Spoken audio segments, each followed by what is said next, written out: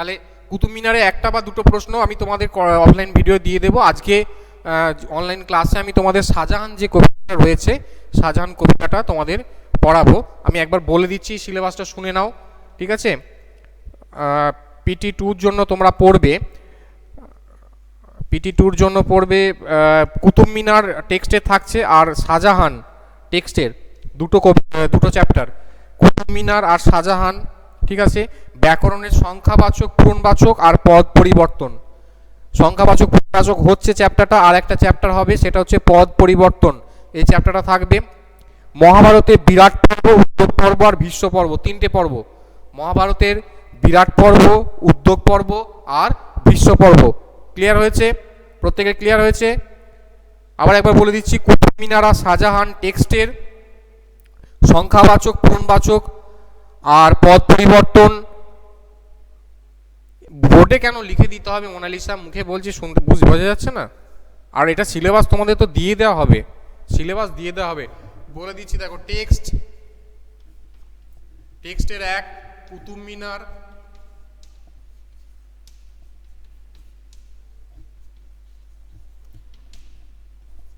ঠিক আছে, এটা থাকবে। আর শাহজাহান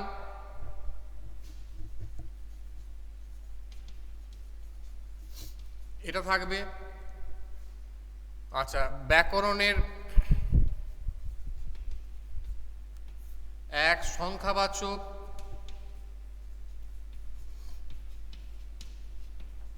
ও পূরণবাচক,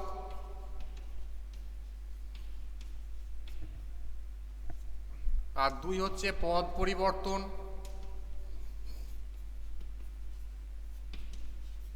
ঠিক আছে? আর মহাভারতের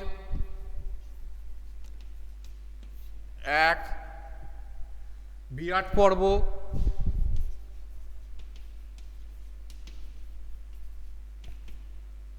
2 উদ্যোগ পর্ব,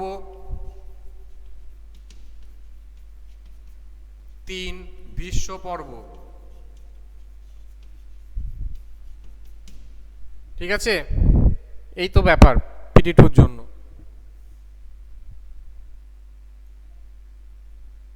হ্যাঁ, সব পার্টগুলোরই একটা করে চ্যাপ্টার আছে।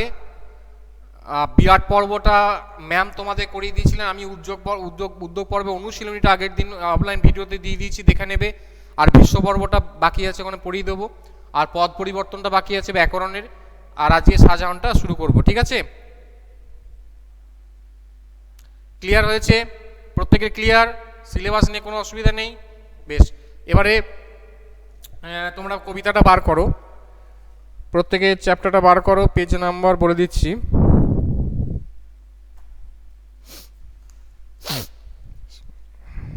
পেজ নাম্বার 63 পেজ বার করো প্রত্যেকে।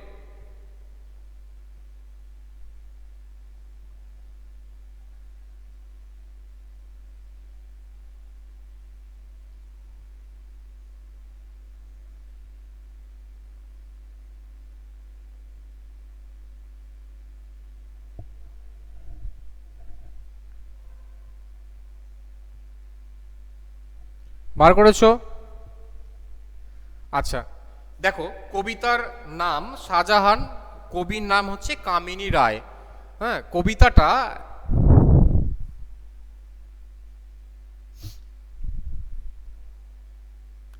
কি অয়ন্তী কি বলছো? শাহজাহানেরা কটা ভাই ছিল? বলে দিচ্ছি, আমি কবিতাটা পড়াই, সঙ্গে সঙ্গে বলে দিচ্ছি, সবই বলছি। দেখো, আগে বলি একটু কবিতাটা, তারপর সব বলবো আমি, ঠিক আছে? তো যেখানে বলা হচ্ছে, দেখো, যে শাহজাহান, তোমার এখানে কামিনী রায় লেখা কবিতা। কামিনী রায় এখানে কবি যেটা লিখছেন, এই কবিতাটা একটা সনেট কবিতা, ঠিক আছে? সনেট কবিতার বৈশিষ্ট্য তোমার হচ্ছে, যেখানে দেখো এখানে 14টা লাইন থাকে, বা এখানে যেটা মধুসূদন দত্ত চতুর্দশপদী কবিতা বলি যেটা বলেছেন, এখানে দেখো 14টা লাইন দেওয়া আছে, ঠিক আছে? 1 2 3 4 5 6 7 8 9 10 11, দেখো 14 লাইন আছে, ঠিক আছে? 14টা লাইনের কবিতা, 14 লাইনের কবিতা হচ্ছে একটা সনেট। সেই জন্য এটা একটা সনেট কবিতা, ঠিক আছে? সনেট রীতি তোমার হচ্ছে মূলত আমরা অয়ন্তিক, আমি বলছি শাহজাহানের কটা ভাই ছিল জিজ্ঞেস করছো তো, আমি বলছি, আমি চ্যাপ্টারটা যাই একটু, চ্যাপ্টারটা গিয়ে তারপর বলছি, ঠিক আছে। মানে যেটা বললাম, যেটা সনেট কবিতা, এবং সনেট কবিতার 14টা লাইন থাকে, কামিনী রায় এই কবিতাটা লিখছেন। তো শাহজাহানকে আমরা মূলত চিনি কি হিসাবে চিনি? শাহজাহানকে চিনি আমরা যে তাজমহলের নির্মাতা, যে এমন একজন স্থপতি যার স্থাপত্য কীর্তি গোটা পৃথিবীকে তোমার হচ্ছে চমকপ্রদ করে রেখে দিয়েছে, বা আজও যার কীর্তি আমাদের কাছে অমর হয়ে আছে। তাহলে তার এই অমর সৃষ্টির জন্য আমরা তাকে বিশেষত চিনি। এছাড়াও শাহজাহানের সময়কালকে বলা হয় মুঘল সাম্রাজ্যের সুবর্ণ যুগ। কি বললাম? হ্যাঁ, 14 অক্ষর 14 লাইন। তো বললাম সনেটে 14 অক্ষর 14 লাইন থাকবে, 14টা শব্দ বা 14টা অক্ষর 14টা লাইন থাকবে।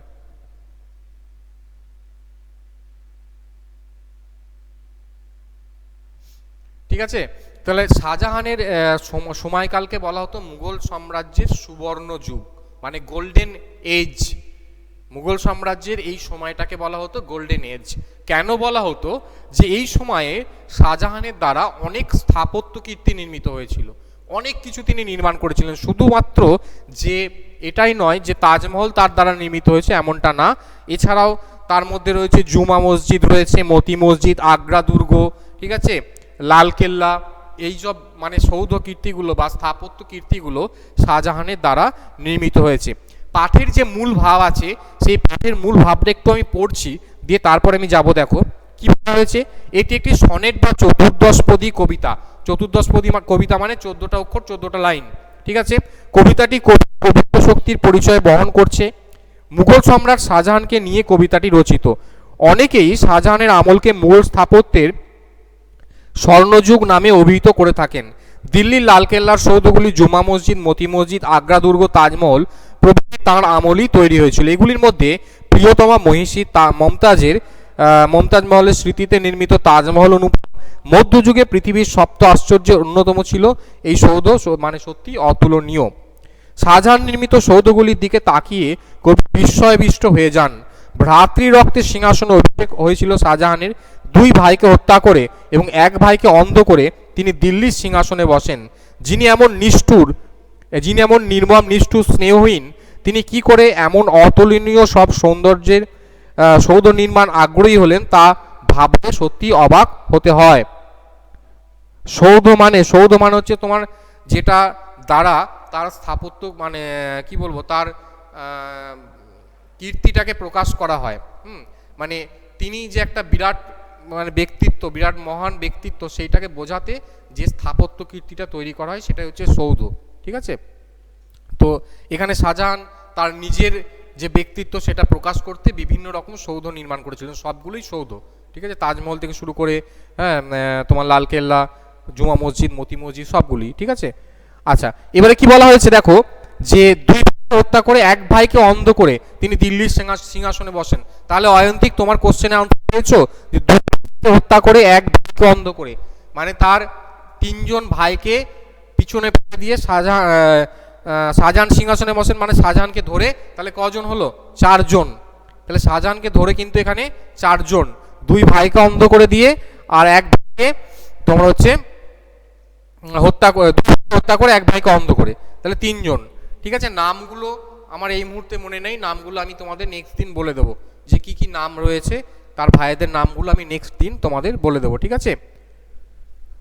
সৌধরাজি মানে এখনই বললাম যে কোনো সম্রাট তাদের নিজের যে মানে কি বলবো তোমার বৈশিষ্ট্যকে তুলে ধরার জন্য বা নিজের প্রজার সামনে বা দেশবাসীর সামনে বা পৃথিবীর সামনে নিজের ঔদ্ধত্যকে তুলে ধরতে যে স্থাপত্যটা নির্মাণ করে সেটাই হচ্ছে সৌধ, মানে কীর্তিস্তম্ভ যেটাকে বলা হয়, কীর্তিস্তম্ভ। সেই রাজার যে কীর্তিস্তম্ভ সেটাই হচ্ছে একটা সৌধ।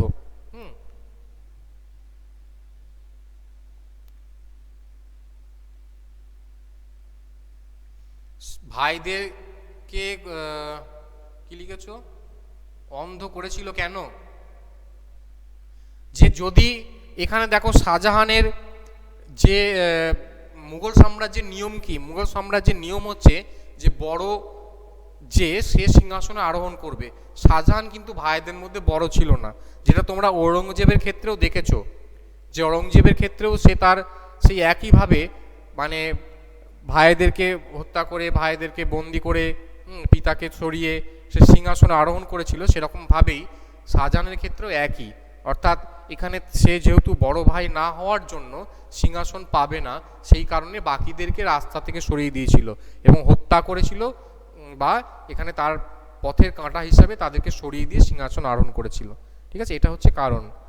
তো এটাই বলছে যে শাহজাহান চরিত্রের এই পরস্পর বৈপরীত্য দিকে কবি অবাক হয়ে ভাবছেন যে যে ঈশ্বর তাকে এমন নিষ্ঠুর হৃদয় করেছেন, তিনি আবার সৌন্দর্য সৃষ্টির চোখ দিয়েছেন কেন?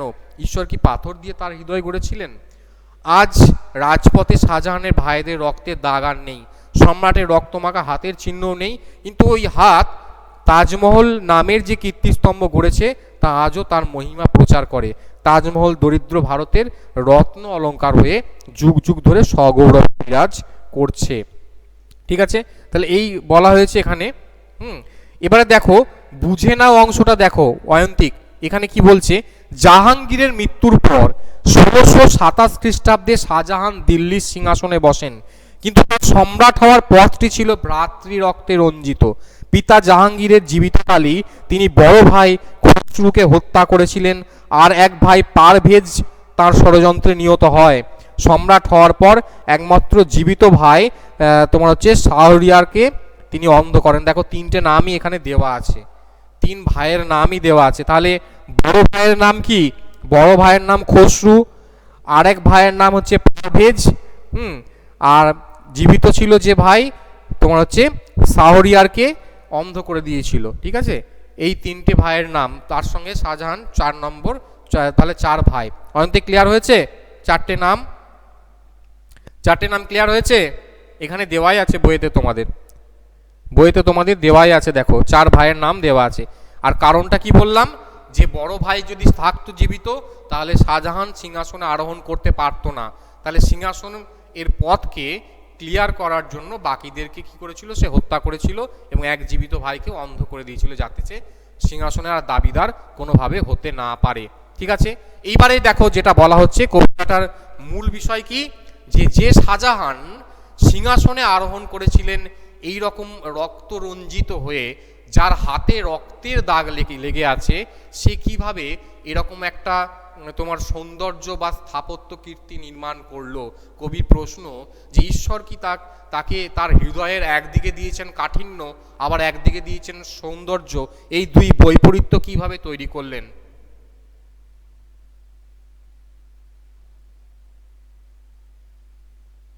দরিদ্র ভারতের রত্ন অলঙ্কার। দেখো রত্ন অলঙ্কার, আমাদের ভারতবর্ষ তো গরিব দেশ, ভারতবর্ষের প্রত্যেকটা মানুষ দুঃখ কষ্টে দারিদ্র্যের মধ্যে দিয়ে বেঁচে থাকে।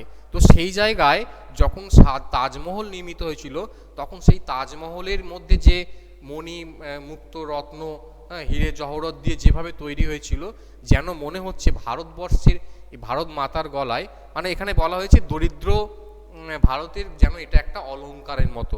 অলঙ্কার যেমন মূল্যবান, তেমনি দরিদ্র ভারতবর্ষের কাছে এটা যেন মূল্যবান অলঙ্কারের মতো। তাই বলা হয়েছে দরিদ্র ভারতের কাছে যেন এটা একটা অলঙ্কার। এখন নয় তাজমহলের তোমার যে মণিমুক্ত রত্ন যা ছিল সব চুরি হয়ে গেছে, কিন্তু তাজমহল যখন নির্মিত হয়েছিল, তাজমহলের পাথর মানে প্রতিটা স্তরে স্তরে বহু মূল্যবান রত্ন, বহু মূল্যবান সম্পদ মানে দেয়া ছিল। ঠিক আছে, সেই কারণে সেই সময় দরিদ্র ভারতবর্ষের বুকে যেন একটা রত্নের মতো, সেই কারণে কবি এই কথাটা বলছেন। দেখো এবার কবিতাটা আমি যাই, কবিতাটা কি বলছে? যে এই সৌধরাজি পানিয়ে চাহি যতবার, অতল বিস্ময় মাঝে তত ডুবে যায়। কবি বলছেন কি, যে এই সৌধরাজি, সৌধ মানে এই যে বললাম যে যখন সম্রাটরা বা রাজারা তাদের নিজস্ব কীর্তিকে প্রকাশ করতে যেটা নির্মাণ করে দিত, সেটাই হচ্ছে সৌধরাজি। তাহলে এই সৌধরাজি যখন তাকায় তখন কি হয়? তখন বিস্মিত হই। কি বিস্মিত হই? যে সৌন্দর্যে পুণ্যের বাস, ভাবিয়া না পাই ভ্রাতৃ রক্তের সিংহাসনে অভিষেক যার, এ মাঝে কেমনে বিহার করিত সে। কি বলছে দেখো, যে সৌন্দর্যে পুণ্যের বাস, যে কোনো সৃষ্টিকর্ম, যে কোনো সৌন্দর্য, সেটার মধ্যেই থাকে তোমার হচ্ছে একটা পুণ্য, পুণ্য ফল।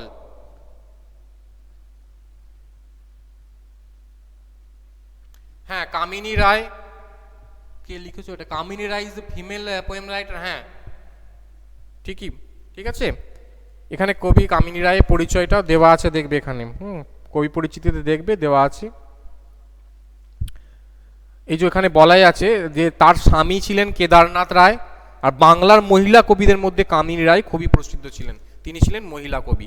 ওকে, আচ্ছা, তাহলে যেটা বলছি দেখো, সৌন্দর্যে পুণ্যের বাস, মানে যে সৌন্দর্য, যে সৃষ্টি, মানে সৌন্দর্যের মধ্যে একটা পুণ্য থাকে। তাহলে এরকম একটা সৌন্দর্যের মধ্যে ভাবিয়া না পাই ভ্রাতৃ রক্তে সিংহাসন অভিষেক, যার এত শুভ্রতার মাঝে কেমনে বিহার করিত সে। যার সিংহাসন আরোহণ ভাইয়ের রক্তে, সে কি করে এত শুভ্র সাদা, সাদা তো আমাদের শান্তির প্রতীক, তাহলে সেই সাদা শান্তির মাঝখানে কিভাবে সে বিহার করত, মানে বিরাজ করত। বিধি যারে স্নেহ দাও দাও নাই, তারে কেন আঁখি দিলে তোমারে সুধাই। বিধি মানে বিধাতা, কবি যেন বিধাতাকে জিজ্ঞেস করছেন যে যারে স্নেহ দাও নাই, স্নেহ না দেওয়ার কারণ, যে ভাইকে হত্যা করতে পারে তার মধ্যে স্নেহ মায়া মমতা ভালোবাসা থাকার কথা নয়, তাহলে যার মধ্যে স্নেহ মায়া মমতা ভালোবাসা নেই, সে কিভাবে এমন আঁখি পেল। আঁখি পাওয়া মানে এখানে যে চোখ দিয়ে এমন সৌন্দর্য সে নির্মাণ করছে। তাহলে হৃদয়ের মধ্যে এই দুই ভাব, দুই বৈপরীত্য কবিকে অভাব করেছে। একদিকে স্নেহহীনতা, একদিকে ভালোবাসাহীনতা, আবার একদিকে তোমার হচ্ছে এরকম সৌন্দর্য নির্মাণ। হ্যাঁ, এই যেন দুইয়ের কোথাও মিল নেই, কবি যেন সেটা খুঁজে পাচ্ছেন। তোমারে সুধায়, হ্যাঁ, কাকে সুধা জিজ্ঞেস করছেন? যেন বিধাতাকে, ঈশ্বরকে জিজ্ঞাসা করছেন। বিধি মানে বলে দিলাম যে বিধি মানে হচ্ছে হ্যাঁ, বিধি মানে ঈশ্বর, বিধাতা মানে আমরা বিধি অর্থে ব্রহ্মাকে নির্দেশ করে থাকি, ঠিক আছে, বা ঈশ্বরকে বুঝিয়ে থাকি, ঠিক আছে। আচ্ছা, তাহলে বিধি যারে স্নেহ দাও নাই, তারে কেন আঁখি দিলে তোমারে সুধায়। অথবা প্রস্তরে হিয়ে গড়েছিলে তার। প্রস্তরে হিয়ে, হিয়ে মানে হচ্ছে হৃদয় থেকে শব্দটা এসছে, হিয়ে, পাথর দিয়ে কি তার হৃদয় তৈরি হয়েছিল? কবি প্রশ্ন করছেন যে তার হিয়ে মানে হৃদয়, হৃদয় কি তার পাথর দিয়ে তৈরি? মুছে গেছে ধরা হতে শোণিতের দাগ। ধরা মানে পৃথিবী, শোণিত মানে রক্ত, তাহলে পৃথিবী থেকে রক্তের দাগ মুছে গেছে। রুধির রঞ্জিত হস্ত ধূলি পরিণত। রুধির রঞ্জিত হস্ত মানে রুধির, এখানে রুধির শব্দের অর্থ রক্ত, তাহলে রক্ত রঞ্জিত হাত ধূলি পরিণত, সে হস্তে শ্বেত শোভা করিতে প্রচার, এই উচ্চ কীর্তিস্তম্ভ রয়েছে সজাগ। তাহলে তার সেই হাতের রক্ত, বা এখানে রক্তরঞ্জিত যা ইতিহাস, শোণিতের দাগ, রক্তের দাগ সব মুছে গেছে, কিন্তু পড়ে আছে কি? সে হস্তে শ্বেত শোভা করিতে প্রচার। সেই হাত দিয়েই যে শ্বেত শোভাধারী তাজমহল নির্মিত হয়েছে, সেইটা প্রচার করতে কি করেছেন? এই উচ্চ কীর্তিস্তম্ভ সজাগ হয়ে রয়েছে। অর্থাৎ তার যে মানে কি বলবো, অন্ধকার অধ্যায়, শাহজাহানের জীবনের অন্ধকার অধ্যায় যেন ঢাকা পড়ে গেছে। আমরা কেউই এটা মনে রাখি না যে তার সিংহাসন আরোহণের মধ্যে এত মানে রক্তক্ষয়ী ইতিহাস রয়েছে। আমরা শুধু মনে রাখি শাহজাহান মানে তাজমহল, শাহজাহান মানে সৌন্দর্য, শাহজাহান মানে হচ্ছে তাজমহল, মমতাজের প্রতি স্মৃতিরক্ষাতে নির্মিত এরকম একটা কীর্তিস্তম্ভ, ঠিক আছে। প্রিয়ার প্রণয় তার জানাইতে কত, তাজ দিন ভারতের রত্ন অলঙ্কার। অর্থাৎ প্রিয়ার প্রণয় তার জানাইতে কত, অর্থাৎ প্রিয়ার প্রতি, এখানে মমতাজের প্রতি ভালোবাসার বহিঃপ্রকাশ হিসাবে তিনি তাজমহল নির্মাণ করেছিলেন, এবং দিন ভারতের রত্ন অলঙ্কার, যা ভারতবর্ষের, যা তোমার হচ্ছে দরিদ্র ভারতবর্ষের গলায় যেন রত্ন অলঙ্কারের মতো শোভা পায়, ঠিক আছে। তাহলে কবিতাটার মূল ভাববস্তু হচ্ছে এটাই, যে শাহজাহানের যে নির্মাণ কীর্তি, সেই নির্মাণ কীর্তির পিছনে লুকিয়ে আছে একটা অন্ধকার, একটা রক্তক্ষয়ী ইতিহাস, যে ইতিহাসটা আমরা কেউ মনে রাখি না, যেটা নিয়ে আমরা কেউ প্রশ্ন করি না। আমরা কেন প্রশ্ন করি না? কারণ মানে তার দ্বারা নির্মিত যে তোমার শুভ্রতা, তার দ্বারা নির্মিত যে শুভ্র স্থাপত্য কীর্তি, তার শুভ্রতার মাঝে আমাদের সেই রক্তের দাগ মুছে গেছে। আজকে আমরা সেটাকে কেউই স্মরণে রাখতে চাই না বা স্মরণে রাখি না, ঠিক আছে। এই হচ্ছে কবিতার বিষয়বস্তু। এবার বলো, কারো কোনো কোশ্চেন থাকলে আমাকে বলো। এবার কারো কোনো কোশ্চেন থাকলে বলো। কোনো কোশ্চেন আছে কারুর? আচ্ছা, কবিতাটা খুব ভালো কবিতা, ভালো করে একটু পড়বে, সহজ কবিতা, কঠিন কিছু না। হ্যাঁ, কবিতাটা খুবই সুন্দর কবিতা।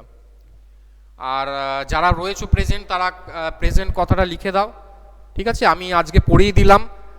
আমি নেক্সট দিন অফলাইন ভিডিও তোমাদের অনুশীলনীগুলো করাবো, ঠিক আছে? অফলাইন ভিডিওগুলো ফলো করো তোমরা। অফলাইন ভিডিওতে আমি অনুশীলনী প্রশ্ন উত্তরগুলো করিয়ে দেবো।